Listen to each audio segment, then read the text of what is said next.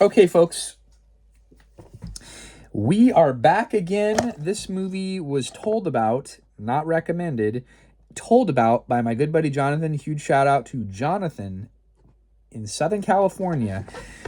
This movie was directed by this guy, Bong Joon Ho, the same director, I believe. It says it right in the box. Parasite, won Best Picture, never saw it, don't know anything about it. I believe he's Korean. Mickey 17, starring Robert Pattinson. It's also got Mark Ruffalo in there, and this girl who's in a movie called In Her Shoes. My wife loves it. I don't remember her name. And what is it with modern DVDs with barely any descriptions on the back of the box? He's dying to save mankind. That's a tagline. And here on the back of the box, you see Mickey 17 and Mickey 18. So we're going to be reviewing this feature film brought to you by the Stanislaus County Public Library System. Free rentals, 2025 release. I love it. Okay, so again, this movie came out in 2025. It's got a 137-minute runtime. It is a box office flop. It is a very politically minded, preachy film. It is also a sci-fi film. Between the marketing and production, it cost $198 million going into the movie, marketing, production, like I mentioned, and it went on to gross $133 million worldwide. And it went on to DVD and VHS. It went on to streaming and all that shortly thereafter. So the premise is very interesting. It's adapted from a 2022 novel by a guy named Edward Ashton, who must have been a fan of Mickey Mantle because of Mickey. But his novel was called Mickey 17. The director Bong Joon, the novel was called Mickey 7, and Mickey Mantle was number 7. The only reason I remember that is because of the George Costanza character on Seinfeld wanted to name his future child 7, which was Mickey Mantle's number. So there you go, little tidbit of information you didn't ask for. The director, Bong Joon Ho, he is also a sports fan, and he changed the name to Mickey 17 from Mickey 7. 17 is the number of Manchester City soccer player Kevin De Bruyne? I don't know. A lot of the characters were named after favorite sports players that he liked. Lots of improvisation in this movie. Pattinson rewrote a lot of the script as he went along, improvising different accents for the different versions of Mickey. Bong Joon Ho dumbed down the character and made him more of a simpleton, and Pattinson said he modeled his character portrayal after Jim Carrey's Lloyd character in the movie Dumb and Dumber. There's not a lot more to add. Oh, the director with another guy, he designed the space aliens that looked like ball sacks and woolly mammoths combined. Very weird. The movie started getting very politically preachy.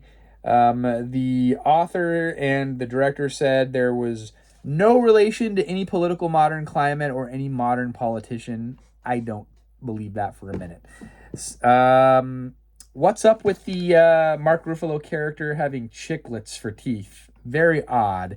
He kind of reminded me, him and the wife kind of reminded me of Jan and Paul Crouch from the Trinity Broadcasting Network.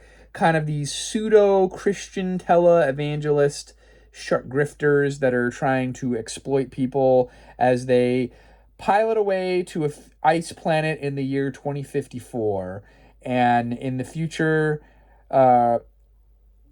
clones are banned on Earth, but the technology could be used in outer space. So they make this big MRI-looking machine.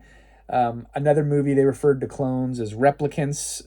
I can't remember which one. That was another good sci-fi movie. But in this movie, they're just clones. And basically, the Robert Pattinson character is an expendable, which is also another movie with Sylvester Stallone and a bunch of other action stars. But anyway, he is just repopulated as he is killed doing these dangerous missions in outer space. They go to a new planet. There is a native population of these woolly mammoth-looking creatures that have ball sacks for face. Very weird. And then there's like this whole thing, do we kill off the native population? Commentary on the USA. I don't know. There was parts of it that I enjoyed. I will say that overall it was an enjoyable film, but I did not like the preachy political narrative. Critics, middle of the road, 78% Rotten Tomato critic average. Audience score is 73%. I think I'm kind of be more in the realm of the audience score. I'm going to go 3.5, though. 3.5 out of 5. I like parts of it. I like the whole premise of this future. I love sci-fi and space travel stuff, so that part was fun. I like the whole moral example of clones. But there's a lot of self-sacrifice in the movie. There's a positive ending that I liked. It's just, I don't know. There was something about it.